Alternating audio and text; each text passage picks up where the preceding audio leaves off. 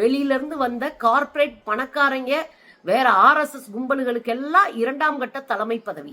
உழைத்தவர்கள் எல்லாம் அவமானப்படுத்தி வெளியே அனுப்பப்பட்டிருக்காங்க. இப்ப தூத்துக்குடியில மொத்தமா கட்சியவே கழிச்சிருந்திருக்காங்க. எதுக்குயா அப்படின்னா, அங்க அஜித்தான்னு ஒரு லேடி, நான் ரொம்ப நாளா பேசிட்டு இருக்கேன், அந்த பொண்ணு கடுமையா களப்பணி செய்து நிறைய பேரை சேர்த்து வச்சிருக்கு. அந்த பொண்ணை அவமானப்படுத்தி அந்த மாவட்ட செயலாளரா போட மாட்டோம், இவங்கதான் பெண்களை பாதுகாக்கிறவங்க, தோழர்களே அண்டர்லைன் பண்ணிக்கோங்க, நாங்க பெண்களுக்கு மாவட்ட செயலாளர் கொடுக்க மாட்டோம் அப்படின்னு புறக்கணிச்சு அந்த அம்மா மருந்து குடிச்சு ஆஸ்பத்திரியில் கிடந்துச்சு. இதெல்லாம் தாண்டி நேரடியா போய் அன்னைக்கிட்டே நான் கேட்கிறேன், நீதி கேட்டு நான் அன்னைக்கிட்டே போறேன் அப்படின்னு பனையூர்ல போனா காரை வச்சு ஏத்தி கொல்ல பார்த்தாரு நம்ம அண்ணன் விஜய். ஒரு நூல்ல அந்த பிள்ளை தப்பிச்சது, ஏதாவது பிரச்சனை வந்துடக்கூடாதுன்னு தலைமை அலுவலகத்தினுடைய பின்கேட் வழியா ஓடி தப்பிச்சவர் தான் நம்ம அண்ணன் விஜய். கழகத்துக்காக உழைக்கிற, கட்சிக்காக உழைக்கிற பெண்களுக்கு அங்க மரியாதை கிடையாது. அவங்களெல்லாம் தூக்கி ஓரங்கட்டிட்டு தூத்துக்குடி தொகுதியில அவருடைய நண்பரும் ஜோக் ஆக்டர் சிரிப்பு நடிகருமான ஸ்ரீநாத் என்பவரை அங்க போட்டு வச்சிருக்காங்க.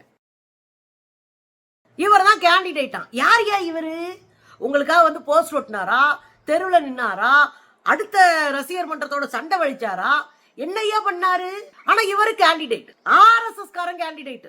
என்ன கொடுமைங்க, எங்க கொள்கை எதிரி, எங்கள் கொள்கை எதிரின்னு அன்னை கூப்பாடு போடுறாரு.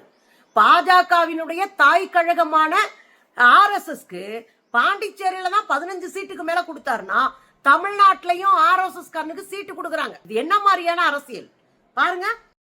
திருப்புவனை தனித்தொகுதி திரு AK சாய் ஜே சரவணன் குமார்.